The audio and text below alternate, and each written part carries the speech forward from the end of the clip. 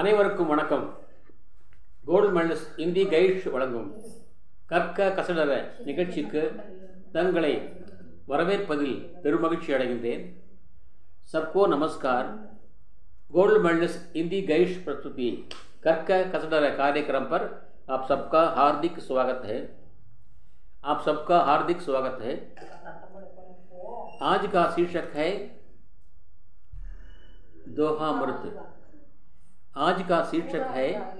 दोहामृत.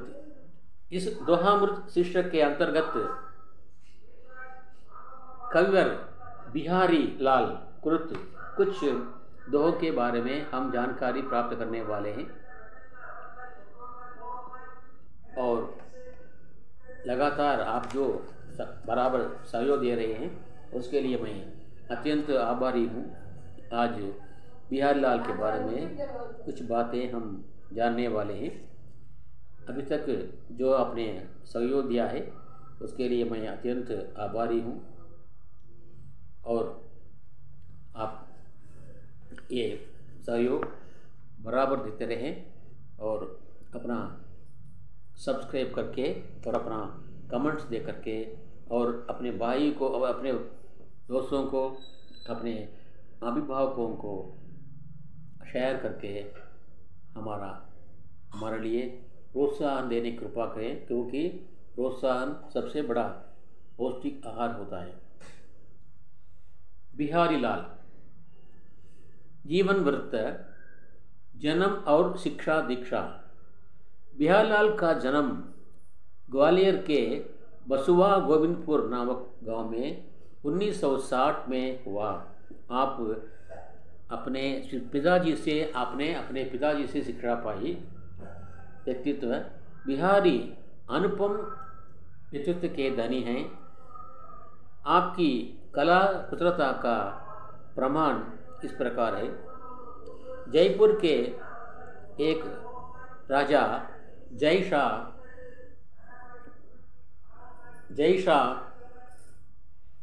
जयशाह नवोड़ा रानी के सौंदर्य तथा प्रेम से इतने निमग्न थे कि उन्होंने दरबार में आना ही छोड़ दिया था. राजकाज रुका सा था. इस पर बिहारी ने ये दोहा लिखा और रंगमहल में भेज दिया. नहीं पराग, नहीं मधुर मधुर, नहीं विकास यही काल. नहीं पराग, नहीं मधुर मधु, नहीं विकास यही काल. अली कली ही सो बंदियो, आगे कौन हवाल. अली कली ही सो बंदियो, आगे कौन हवाल. उस रानी के पास कुछ नहीं था. वो रानी छोटी बच्ची थी. वो अभी तक सयानी नहीं हुई थी. सयानी नहीं हुई तो उस लड़की में बच्चे के जन्म देने के जो लक्षण होते हैं, जो योग्यताएं होती हैं, उसमें नहीं होती. लेकिन यहाँ पर कवि का इशारा है, संकेत है, जब वो सयानी नहीं हुई तो इतनी प्रेरणा, इतनी लगन उस लड़की में महाराज रखते हैं. अगर वो सयानी हो गई तो और हमारे राज्य का क्या होगा और आपका क्या होगा और हमारी प्रजा का क्या हाल होगा, ये बात उसमें उन्होंने बताई थी. यहाँ पर राजा का नाम सीधे नहीं उठाया. अली का मतलब है भ्रमर. अली कली ही सो बंदियो, यहाँ पर अली का मतलब है भ्रमर. यहाँ पर उस लड़की का अली के रूप में प्रतीकात्मक शैली में का प्रयोग किया है. कली का मतलब कि उस रासुक, उसका सत्य, उसका संग इसमें बंधे रहे तो आगे कौन हवाल. भ्रमर का अली का ये गुण होता है, जो खिले हुए फूल होते हैं उसी में शहद होती है. उसी शहद को पीने के लिए अली यानी भ्रमर फूल के पास आता है। अगर वो फूल खिला नहीं हो तो वो उसके पास नहीं आता। लेकिन यहाँ पर ये लड़की जो है अभी तक खिली नहीं हुई है, यानी सयानी नहीं हुई है, तो इसके पास क्या रखा है? इसमें विकास के लक्षण नहीं हैं, ये वंशवृद्धि भी नहीं कर सकती, इसमें खुशबू भी नहीं होगी। इतना होते हुए भी इस रानी के प्रति राजा जयशाह क्यों इतने विमग्न हैं, क्यों राज का सब बोल चुके हैं? ये बात उन्होंने अपनी वो छोटी सी पंक्ति यानी दोहे के द्वारा राजा को समझाई। उसको सुनने के बाद उसकी राजा की आंखें खुली। उन्होंने बिहारी को दरबार में बुलाया और उसे धन्यवाद दिया और 1000 मोहरें उनके लिए दान में दिया और कहा, रोज़ इसी प्रकार एक एक दोहे बनाकर मुझे दिया करें और रोज़ 1000 मोहरें ले लिया करें। इस प्रकार बिहारी ने लगातार 735 दोहे लगातार लिख कर दिए।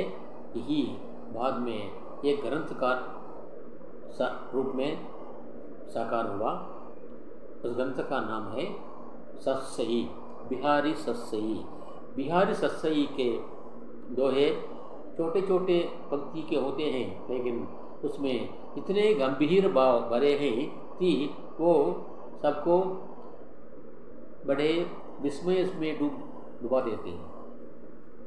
उनकी प्रतिभा के बारे में ये दोहा जो है कहा जाता है, सतसैया के दोहरे अरु नाविक के तीर, देखन में छोटे लगे घाव करे गंभीर। जैसा कि नाव है, नाव का जो एक भाग, पहला भाग और दूसरा भाग दोनों बड़े पहिने होते हैं।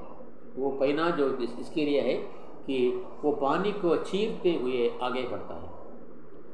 वो पानी तो बहुत बड़ा बाहर बड़ा है, समुद्र बड़ा है और समुद्र का आकार बड़ा है।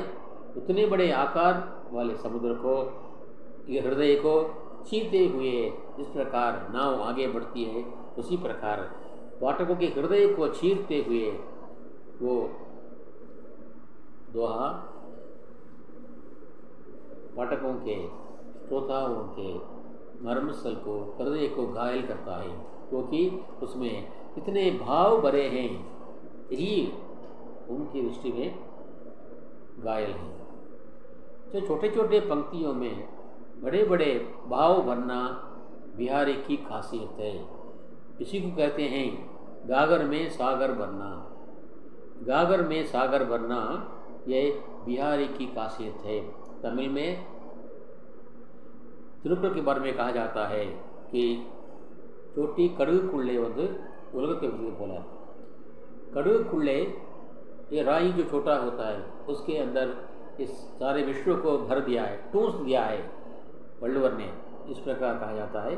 उसी प्रकार यहाँ सतसैया के दोहे गागर में सागर भरना इस उक्ति के प्रचारक हैं। सचमुच ऐसे ही हैं। आइए हम उनके इन दोहों का रसास्वादन करें और उसे अपने जीवन में अपनाएं और अपना और अपने परिवार का और अपने समाज का और राष्ट्र का कल्याण करें। बिहारी के दोहे, बिहारी कहते हैं उनका मंगलाचरण है, क्योंकि जो कोई काव्य रचना करता है वो पहले मंगलाचरण उसे लिखना पड़ता है। मंगलाचरण के बाद ही कवि अपना सारा काम शुरू करता है।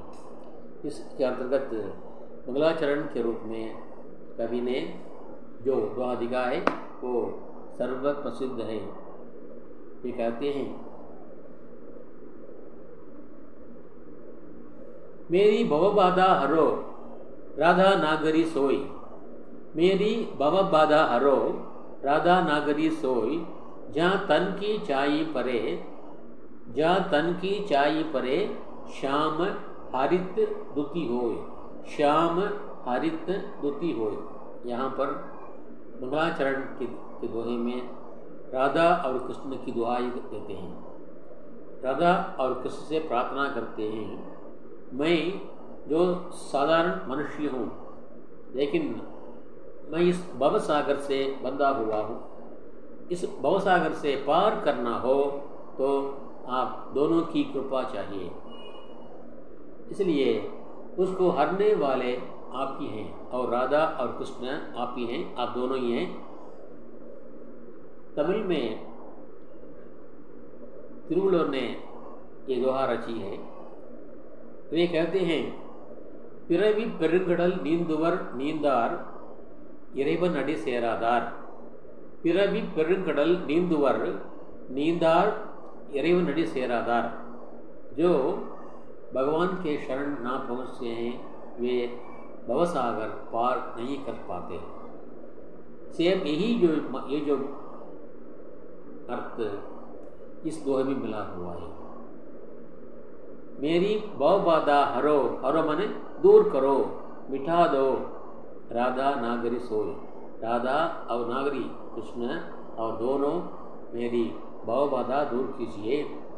राधा के छाया, राधा के शरीर की छाया पड़ने से वो काले रंग के कृष्ण नीले रंग के बन गए। जहाँ तन की छाई परे, तन माने शरीर, शरीर की छाया पड़ने से श्याम हरित वो काला रंग खत्म हो गया, दूर हो गया, मिट गया और वे हरे रंग में, नीले रंग में बदल गए और उनका तन, उनका जन्म सफल हो गया, पवित्र हो गया, स्तुति हुई, पवित्र हो गया। वे काले रंग के थे, अब राधा के गोरे रंग की छाया पड़ने से वे नीले रंग वाले यानी हरे रंग वाले बन गए। इसी प्रकार मैं आप दोनों की कृपा हो तो मैं आसानी से इस भवसागर को पार कर सकूँगा। இந்த துவா மூலமாக கவிஞர் முதலாவதாக தன்னுடைய இறைவணக்கத்தை சொல்லிக் கொள்கிறார்। ராதாவுக்கும் கண்ணனுக்கும் அவர் இருவரையும் புகழ்ந்து பாடுகிறார்। அதே நேரத்திலே எப்படி கருமையாக இருந்த கண்ணன் ராதாவுடைய நிழல் பட்டதினாலே அவர் பச்சையாக பசுமையாக எப்படி மாறினாரோ அதுபோல என்னுடைய இந்த பாழும் துறை மீது உங்கள் இருவருடைய கடைக்கண் பார்வைப்பட்டால் என்னுடைய களங்கம் அகன்று நானும் புனிதமடைவேன், மோட்சம் பெறுவேன், இந்த பிறவி பெருங்கடலை கடந்து மீண்டும் பிறவா நிலைக்கு நான் நிலையை நான் அடைவேன்। அதற்கு ராதா கிருஷ்ண உங்களுடைய அருள் வேண்டும் என்று இங்கே வேண்டுகிறார்। எவ்வளவு அருமையான பாடல் இது, அருமையான வரிகள் இது। இதிலே அவருடைய பிஹாரி அவருடைய கருத்து இங்கே மிக அழகாக சொல்லப்பட்டிருக்கிறது। இதே போலத்தான் ஒவ்வொரு துவாவும் அவர்கள் மிக அழகாக இருக்கும்। அடுத்ததாக तजी तीरथ हरि राधिका तन दुति करी अनुराग, इन्हें ब्रज केली निकुंज मग पग पग होत प्रयाग, पग पग होत प्रयाग। प्रयाग इलाहाबाद को प्रयाग कहते हैं। आजकल उसे प्रयागराज नामकरण हो गया है उसका नाम। प्रयाग में तीनों नदियों के संगम है। इस प्रयाग में स्नान करने से आदमी मानव मुक्ति प्राप्त करता है। ये हमारे देश की संस्कृति है, हमारे भारतवासियों का विश्वास है, उनका रस्म रिवाज भी यही है। प्रयाग में नहाने से हमारे पाप सब कट जाएंगे। यहाँ पर बिहारी कहते हैं, प्रयाग जाने की ज़रूरत मुझे नहीं है क्योंकि मैं तजी तीर्थ स्थान को छोड़ दिया। मैं तीर्थ स्थान जाना छोड़ दिया। जिस प्रकार भक्त लोग काशी जाते हैं और रामेश्वरम जाते हैं, हरिद्वार जाते हैं, अमरनाथ जाते हैं, केदारनाथ जाते हैं, तिरुपति जाते हैं, पढ़नी जाते हैं, किसके लिए? अपने पाप को मिटाने के लिए और कलंक धोने के लिए जाते हैं और वहाँ पर नहाते हैं। लेकिन मैं उन सबको छोड़ दिया है। तजी तीरथ நான் புண்ணிய ஸ்தலங்கள் போதை விட்டுவிட்டேன். ஹரி ராதிகா கண்ணன் ராதா இவற்றை நான் விடமாட்டேன். புண்ணிய ஸ்தலம் போய் விட்டுவிட்டேன். ராதாவையும் கிருஷ்ணனையும் நான் விடமாட்டேன். தன் புத்திகரி அனுராக் அவன் மீது கொண்ட பாசமானது, பற்றானது, அன்பானது, காதலானது என்னுடைய உடலையும் புனிதப்படுத்தும், என்னுடைய ஆன்மாவையும் புனிதப்படுத்தும். तन बुद्धि करी अनुराग राधा और कृष्ण के प्रति जो भी अनुराग रखते हैं, प्यार रखते हैं, भक्ति रखते हैं, उनका शरीर और उनकी आत्मा पवित्र हो जाते हैं। उसी प्रकार मेरा भी शरीर और मेरी भी आत्मा पवित्र हो जाए, इसके लिए मैं तीर्थस्थान नहीं जाता। मुझे ये दोनों ही काफ़ी हैं। जी हम ब्रज केली निकुंज मग, जिस वन में उसको जहाँ पर श्री कृष्ण का लालन पालन हुआ था उसे गोकुल कहते हैं, उसकी ब्रजभूमि कहते हैं। उस ब्रजभूमि, उसका नाम ब्रजभूमि है। आज भी वहाँ की भाषा ब्रज भाषा कहलाती है। और इसके लिए इसी के कारण कृष्ण का नाम पड़ा ब्रज किशोर। उस ब्रज में, उस गोकुल में जहाँ जहाँ वे केले कूदे, जहाँ जहाँ उनके पैर गिरे, वे वो पैर रखे उड़े, ये सारे पग मेरे लिए इलाहाबाद के समान हैं। जहाँ जहाँ उनके पैर पड़े थे वे सब, चाहे वे जंगल हो, चाहे वे पहाड़ हो, चाहे वे मैदान हो, चाहे वे खेत हो, चाहे वो कंटीली जमीन हो, ये सब मेरे लिए प्रयाग के समान है। मैं वहीं रहना, वहीं पर रहना, वहीं पर बसना, वहीं पर जीना चाहता हूँ। मुझे किसी और पुण्य क्षेत्र में जाकर रहने की, नहाने की कोई ज़रूरत नहीं है। यहाँ पर कृष्ण के जन्मभूमि गोकुल का गुणगान करते हैं. கண்ணன் பிறந்தவராகிய அந்த கோகுலத்தை பிரஜ் பூமி என்பார்கள். ஆகவே அங்கே பேசப்படுகிற மொழியானது பிரஜ பாஷா என்று அழைக்கப்படுகிறது. இங்கே அவர் சொல்கிறார், எனக்கு எதுவும் வேண்டாம், நான் எந்த ஒரு புதிய தளத்துக்கும் போக வேண்டாம், நான் எங்கெல்லாம் கண்ணன் வாழ்ந்தாரோ, நடந்தாரோ, திரிந்தாரோ, அது மலையோ, காடோ, மேடோ, புழுதியோ, புதரோ, அது முட்கள் சேர்ந்த பகுதியோ எதாக இருந்தாலும் சரி, எங்கெல்லாம் அவர் கால் பட்டதோ அந்த இடமாக எனக்கு அலகாபாதி போனது, திரிவேணி சங்கமத்தை போனது அந்த பிரஜமண்ணுடைய புனிதத்தன்மை இங்கே பாடுகிறார். என்றால் மண்ணின் பெருமை மகத்தானது. ஏனென்றால் ஏற்கனவே நான் சொல்லிக்கிறேன், என் குருநாதர் சொல்லிக்கிறார், மண்படு மரபினில் மானிட ஜாதி பண்படு மதனை பண்பாடு என்க. மண்படு மரபினில் மானிட ஜாதி பண்படு மதனை பண்பாடு என்க. ஆக மண்ணின் தரத்தின்படிதான் நீரும் இருக்கும், நீரின் தரத்தென்றே பயிரும் தழைப்பது வாடிக்கை என்பார். அதுபோல அந்த மண்ணுடைய பெருமை இங்கே அவர் பாடுகின்றார். அடுத்ததாக நீங்கள் ராமாயண கதையை படித்திருப்பீர்கள். அங்கே ராமாயண கதையை ஹனுமான் தீவிரமான ராமபக்தன். ஒருமுறை அவனை பற்றி அவர்கள் கேட்கிறார்கள், ஹனுமான் கேட்கிறார்கள், ஏன்னா ஒரு அவ்வளோ பெரிய பக்தனா?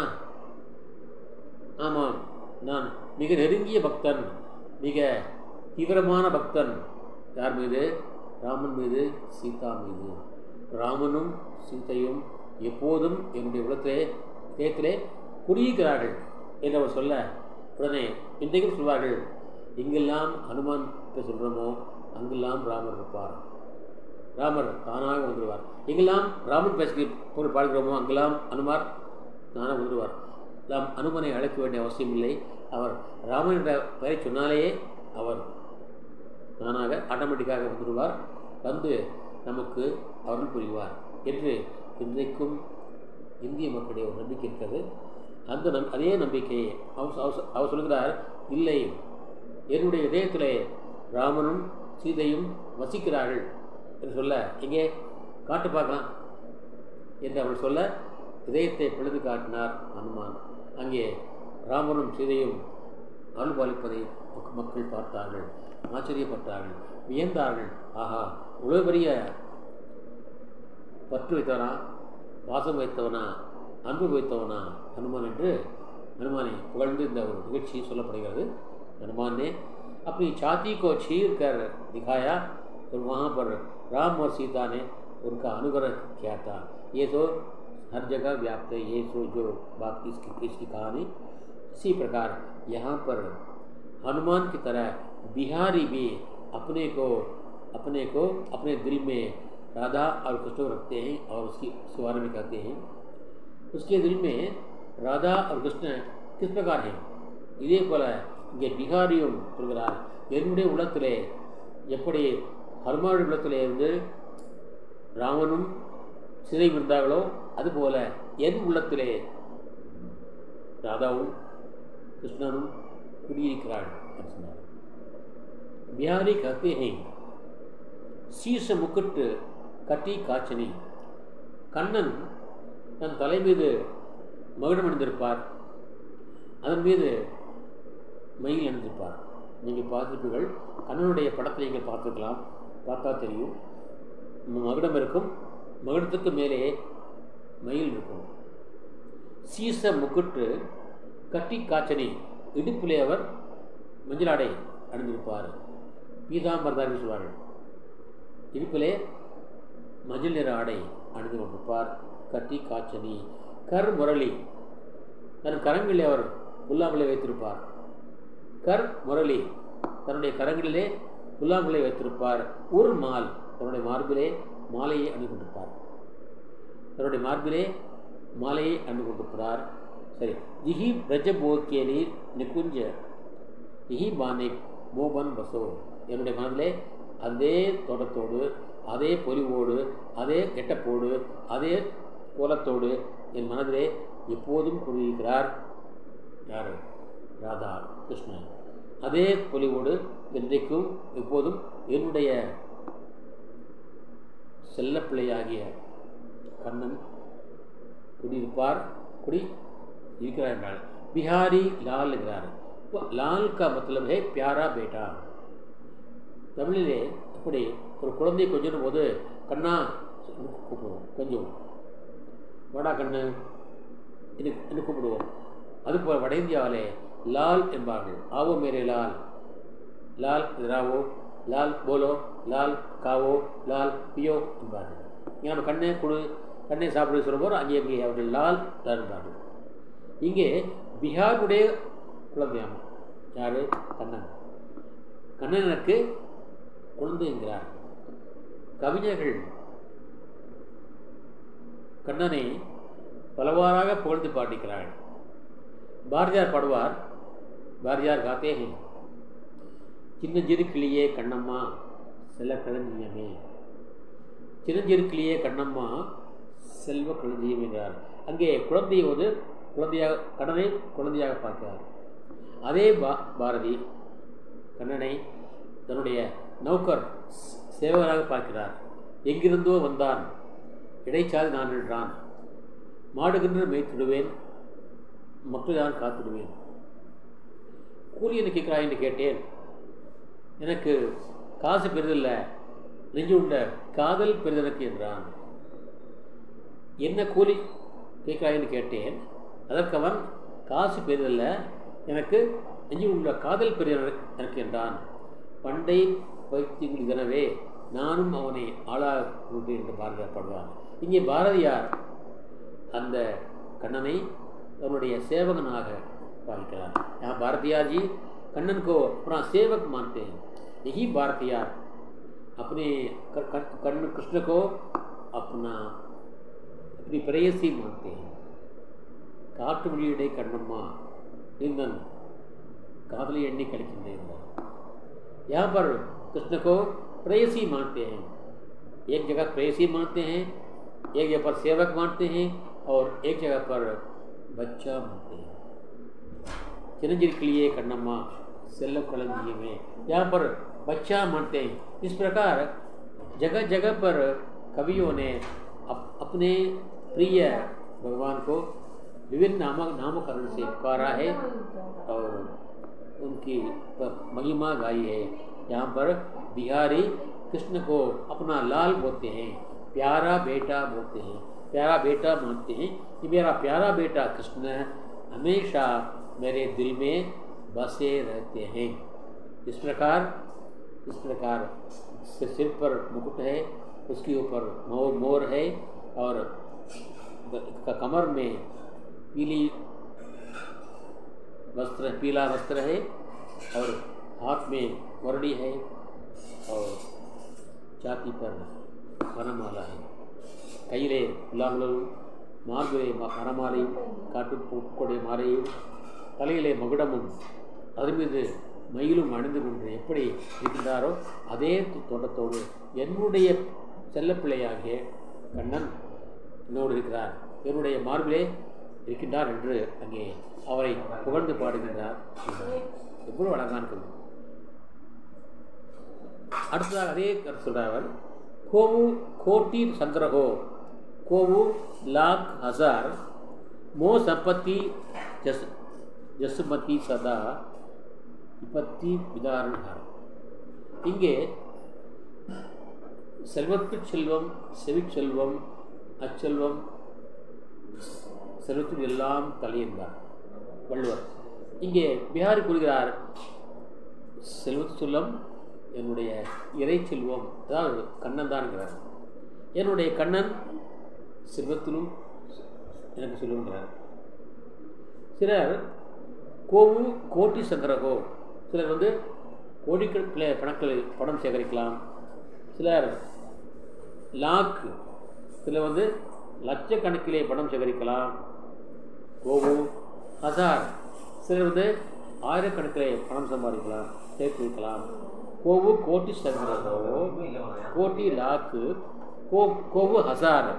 ஆனால் மோ சம்பத்தி சதா, ஆனால் என்னுடைய சொத்து தெரியுமா, என் சொத்து தெரியுமா, மோ சம்பத்தி சதா விபத்தி விதாரன்ஹார். என்னுடைய ஆபத்து வரும்போது என்னை காக்கின்றவனாக, காக்கும் கண்ணனாக, காக்கும் கடவுளாக விளங்குவது யார் தெரியுமா, கண்ணன்கிறார். லேக்கின் மோ சம்பத்தி சதா விபத்தி விதாரன்ஹார், எனக்கு ஆபத்து வரும்போது என்னை காக்கும் கடவுளாக இருப்பவன் என்னுடைய கண்ணனே இருக்கிறார். ஆக சிலர் கோடிக்கணக்கிலே பணம் சம்பாதிக்கலாம், சிலர் லட்சக்கணக்கிலே பணம் சம்பாதிக்கலாம், சிலர் ஆயிரக்கணக்கிலே பணம் சம்பாதிக்கலாம். ஆனால் எப்போதும் என் சொத்தாக விளங்குவது என்னுடைய கண்ணனே. அப்புறம் எனக்கு துன்பம் வந்தால் விபத்தி விதாரணஹார், துன்பத்தை களைபவனும் கண்ணனே என்று இங்கே கண்ணனுடைய பெருமை இங்கே மிக அழகாக சொல்கிறார். ஆகவே பணம் பெரிதல்ல, சொத்து பெரிதல்ல, எதுவுமே பெரிதல்ல, இறைவனை தவிர வேறு எதுவுமே பெரிதல்ல என்று நாம் சொல்ல வேண்டும் என்று இங்கே அவர் பிஹாரி அவர்கள் தன்னுடைய இந்த கருத்திலே அவர் சொல்கின்றார். இந்த 4 தோயங்களையும் நான் திரும்ப சொல்கின்றேன். முதலாவது, मेरी बहुबाधा हरो राधा नागरी सोई जा तन की छाई परे श्याम हरित दुती होय. दूसरा है, तजी तीरथ हरि राधिका मन दुती करे अनुराग जिट ब्रज केली निकुंज मग पग पग होत प्रयाग. तो तीसरा है, शीस मुकुट कटी काचनी कर मुरली उर्माल यही बानिक मोबन बसो सदा बिहारी लाल. और चौथा है, कोवु कोटि संग्रह हो, कोवु लाख, कोवु हजार, जो मोह संपत्ति सदा विपत्ति विदारणहार. इस प्रकार यहाँ पर मैंने 4 बिहारी के दोहों के बारे में आप सबसे मैंने जो बातें की हैं, और कल एक नए शिष्य के साथ आपको मिलने वाला हूँ। और आज भी हमारी जो संस्कृति है, तमिल संस्कृति और भारत की संस्कृति, इसके बारे में कुछ 1 मिनट के लिए आपसे अपने चारों को, ये 4 मेरा नहीं है, जो हमारे गुरुजनों ने सबको बताया है, मुझे मैं दोबारा आपको दोहरा रहा हूँ, तमिल में दोहरा रहा हूँ।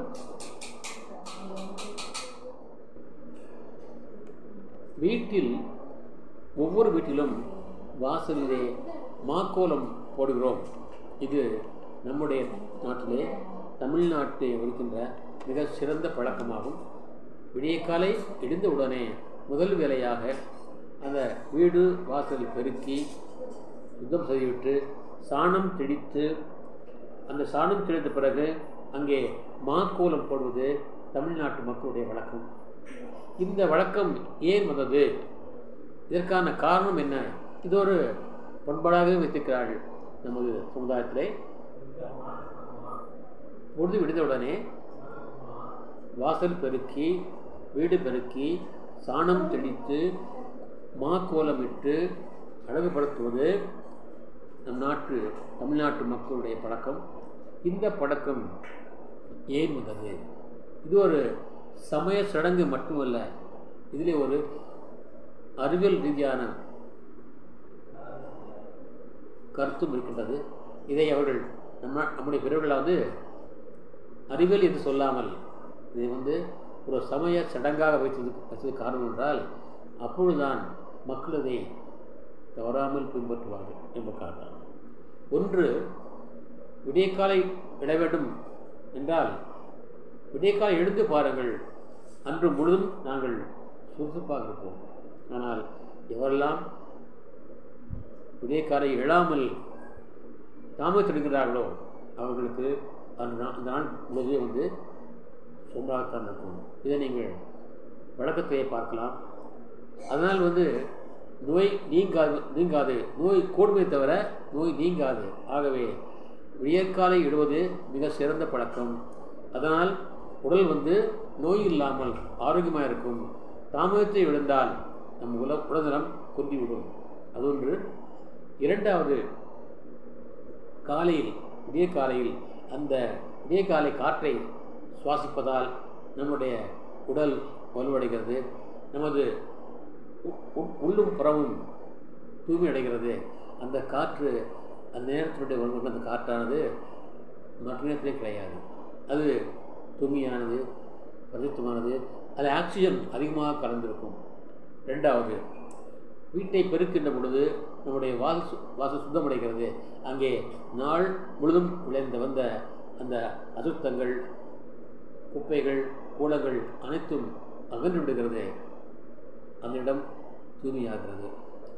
அது மீது நாம் சாணம் தெளிக்கிறோம். சாணம் என்பது ஒரு மிகப்பெரிய கிருமி நாசினியாகும். இப்பொழுதெல்லாம் அந்த கிருமி கொசுவை அழிக்க மருந்து தெளிக்கப்படுகிறது. அன்றைக்கு விஞ்ஞானம் படாத காலத்திலேயே அவர்கள் நம்முடைய முன்னோர்கள் அந்த மருந்து தெளித்தார்கள். அந்த மருந்து தான் சாணம் தெளிப்பது. சாணம் என்பது மிகச்சிறந்த கிருமி நாசினி. அதை தெளிப்பதனால் அங்குள்ள எல்லா கிருமிகளும் அழிந்துவிடும். இன்னொன்று, நீர் தெளிப்பதனால் நீர் உள்ள பூமியினுடைய சூடு மேலே பரவும். அது மேலே பரவுகின்ற பொழுது அங்கே இருக்கிற சின்ன சின்ன பாக்டீரியாஸ் எல்லாம் அழிந்துவிடும். இதுதான் நாம் முன்னோர்கள் செய்து வைத்த விஞ்ஞானபூர்வமான அதாவது ஆரோக்கியத்துக்கான முடிவுகள். அடுத்ததாக நாம் என்ன செய்கிறோம், மாக்கோலம் போடுகிறோம். அந்த மாக்கோலம் என்னவென்றால், நாம் எல்லோருக்கும் உதவ வேண்டும். ஒரு நாள் பொழுது விடிந்தவுடனே நாம் உதவினால் அந்நாள் முழு நாம் உதவி கொண்டிருப்போம், நமக்கும் புண்ணியம் கிடைக்கும். ஏனென்றால் காலையில் மாக்கோலம் போட்டால் அந்த தரையிலே, நிலத்திலே, வாசலிலே சின்ன சின்ன இன்செக்ட்ஸ் சொல்வார்கள், ஜீவ ஜந்துக்கள், அதாவது எறும்பு போன்றவர்கள் அந்த மாக்கோலத்தை, அந்த மாக்கோலுள்ள மாவை சாப்பிட்டு வயிற்று நிரப்பிக் கொள்ளும். ஆக காலை எழுந்தவுடனே நாம் ஒரு புனித காரியத்தை செய்கின்ற பணியை மேற்கொள்வோம். அப்படி செய்கின்ற பொழுது, தொடர்ந்து செய்கின்ற பொழுது ஒவ்வொரு நாளும் நாங்கள் புண்ணியத்தையே சேர்ப்போம். அந்த புண்ணியம் நம்மை நல்லபடிக்கு கொண்டு செல்லும், நம்மை இறைவனிடம் அழைத்து செல்லும் என்பதற்காகவே அதை மருத்துவ ரீதியாக பார்த்தால் மிக சிறப்பான சேவை. அந்த சிறப்பான சேவைகளை இங்கே மக்கள் நம்முடைய முன்னோர்கள் அதை சம்பிரதாய ரீதியாக, பரம்பரை ரீதியாக, நான் மதம்னு சொல்ல மாட்டேன் என்றால் வேறுபடிக்கு வந்துடும். இது சமுதாய ரீதியாக நம்முடைய ஒரு இயக்கமாக, ஒரு பழக்கமாக, ஒரு சம்பிரதாயமாக அதை நம்முடைய முன்னோர்கள் ஆக்கி வைத்திருக்கிறார்கள். இந்த பரம்பரையாக வந்த அந்த முன்னோர்கள் சொன்ன கருத்துக்கள் நமக்கு நன்மை தன்மை தவிர எந்த விதத்திலும் நமக்கு ஒரு இழப்பை தராது.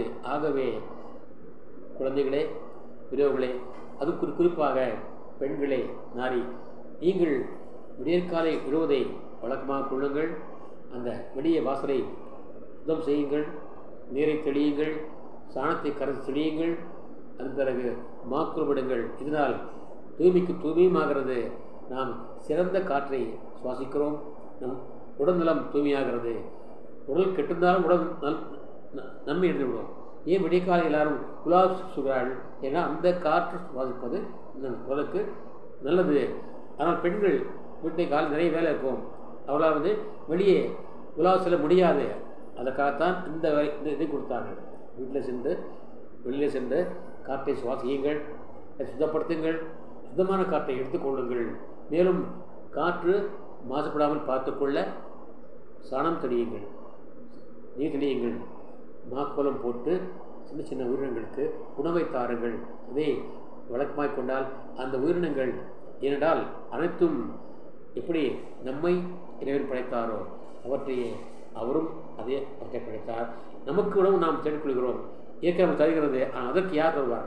ஆகவே நாம் தருகிறோம் என்ற நல்ல சிந்தனையை வளர்த்து கொண்டு நாங்கள் தமிழக மக்கள் நாங்கள்லாம் நன்றாக வர வேண்டும் என்ற சீரிய சிந்தனையோடு முன்னோர்கள் இந்த பழக்கத்தை வகுத்திருக்கிறார்கள். அதை நீங்கள் புரிந்து கொண்டு அதை செயல்படுத்தி வாழ்வாங்க வர வேண்டும் என்று கேட்டுக்கொண்டு என்னுடைய உரையை நிறைவு செய்கின்றேன். நாளை ஒரு புதிய தலைப்போடு தங்களை சந்திக்கின்றேன். அதுவரைக்கும் தங்களிடமிருந்து விடைபெறுவது तंगड़ीर आ सुंदरराजन नंदरी वणकम। और आज मैंने जो बिहारी के बारे में बताया और साथ ही भारतीय परंपरा की संस्कृति और तमिलनाडु की संस्कृति के बारे में कुछ मैंने तमिल में आपको कुछ बताया था और आप इसके बारे में जान लीजिएगा। और उत्तर भारत में ये संस्कार है या नहीं मुझे पता नहीं, अगर है तो वो प्रशंसनीय है, अगर नहीं हो तो शुरू कर सकते हैं। ये मेरा सुझाव है और मेरी प्रार्थना है और मेरा निवेदन है। इसके साथ आज का ये कार्यक्रम समाप्त होता है। मैं कल एक नए शिष्य के साथ आपसे मिलने वाला हूँ। तब तक के लिए आपसे विदा लेता हूँ। तो आपका सुंदरराजन और मेरी आपसे प्रार्थना है आप सब्सक्राइब कीजिए, शेयर कीजिए और अपना कमेंट दीजिए ताकि हमें प्रोत्साहन मिल सके। इसके साथ मैं अपना आपसे विदा लेता हूँ। कल तब तक के लिए आपसे विदा लेता हूँ और आपसे अनुमति लेकर मैं पूरा करता हूँ। धन्यवाद। जय हिंद।